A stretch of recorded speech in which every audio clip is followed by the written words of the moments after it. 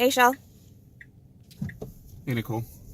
So we are in Pickering today, and the reason... I love me some Pickering.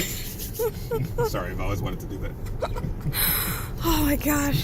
Okay, so we're in Pickering, and the reason we're in Pickering today is because, and it's December, what are we today, 17th? Yep.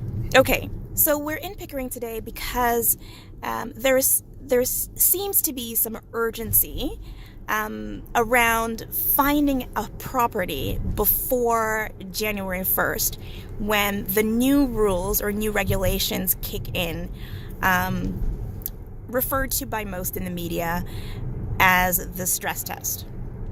So, Sheldon, I think there's something that we need to clear up about the stress test that's coming in January and a probably forgotten stress test that's already in place. So what do you think that buyers need to know, both the people who are doing 5% down and the people who are doing 20% down?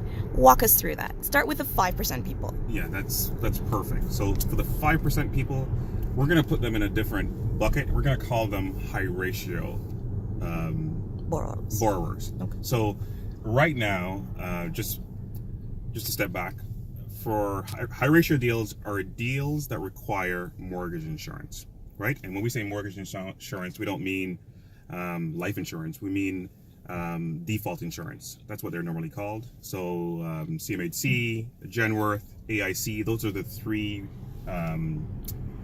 insurers when it comes to high ratio deals. So right now, if you have less than 20% down payment, the deal is automatically a high ratio deal.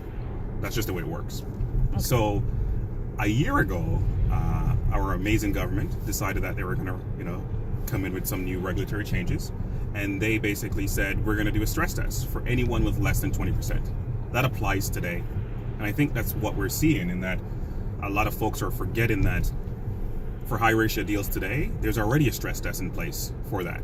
So come January 1st, it doesn't get worse. It just, for those people, it's just the same as the way it was December 31st. Right. And that's what we're seeing, and that's one of the reasons why we wanted to do this video. Now, the new stress test, and that's a buzzword that's happening, basically now includes conventional deals. And conventional deals are deals where you have 20% or more down payment.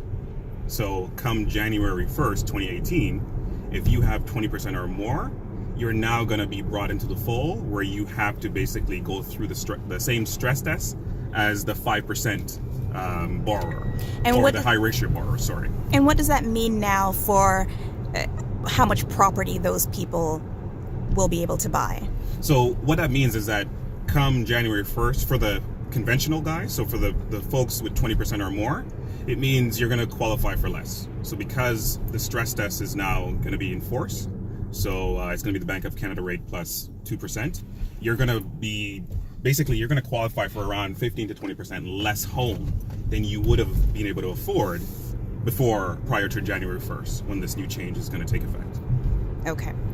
So I hope that clears it up for a lot of people who are out there kind of looking and wondering if they don't need to kind of get something before January 1st, and particularly those people who are doing 5% down and think that they need to do something before January 1st. There's more urgency for the people who are doing 20% down